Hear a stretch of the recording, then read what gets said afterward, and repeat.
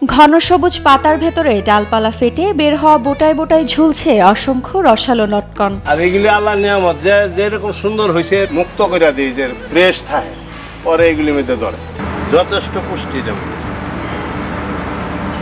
কোনো গাছে ঝুলছে সবুজ ফল, কোনো গাছে হলুদ বর্ণের পাকা লটকন। তাকিয়ে আছে ভোজন রসিকের চোখের দিকে। যে আপনারা দেখেন আল্লাহর মেহেরবানিতে কি পর্যন্ত মাটির সাথেই হয়েছে এত লটকন। 5 কেজি হইব খালি মাটির সাথে। এবারের এক মৌসুমে 100 গাছ থেকে প্রায় লাখ টাকার লটকন বিক্রির স্বপ্ন দেখছেন ডাক্তার আব্দুল ওফা জাকারিয়া। আল্লাহর মেহেরবানিতে 1000 কেজির উপরে হবে ফল। ঈদের আগ পর্যন্ত বেচছি 100 টাকা কেজি।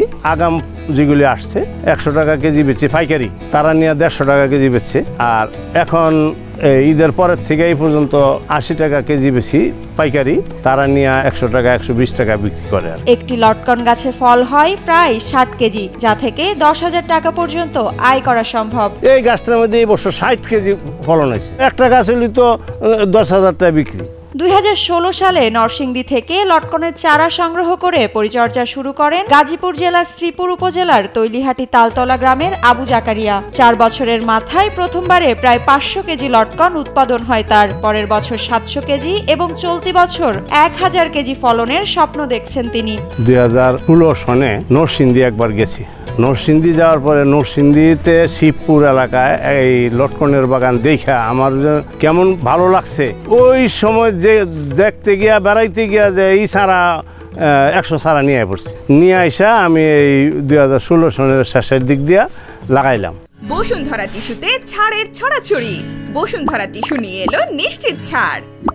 এর আগে জমিতে 2 যুগের বেশি লেবু চাষ করেছেন জাকারিয়া। লেবুর ফলন ভালো হলেও উৎপাদন ব্যয়ের বিপরীতে ভালো দামে বিক্রি না হয় 7 বছর আগে লেবু গাছ কেটে ফেলেন তিনি। এরপর শুরু করেন লটকনের চাষ। এর ফাঁকে ফাঁকে লেবু গাছ লাগাইছি। লেবু গাছে আমি 100 বস্তা লেবু বেচছি এক বছর। কৃষি অফিসের পরামর্শ নিতাম, আবার এলাকার আরো যারা কৃষি কাজ করতো তাদের পরামর্শ নিয়ে সব মিলে 7 বছর এই পর্যন্ত বাগানটার একটা প্রতিষ্ঠিত করতে সময় লাগছে। 2020 সনের থেকে আমার ফলন আরম্ভ হয়েছে। তখন ধরেন 100 কেজি আইছিল, তারপরে পরের বছর গিয়া 300 কেজি আইছে, এরপরের বছর 500 কেজি আইছে, এরপরে এই বছর গিয়া 1000 কেজি আইছে।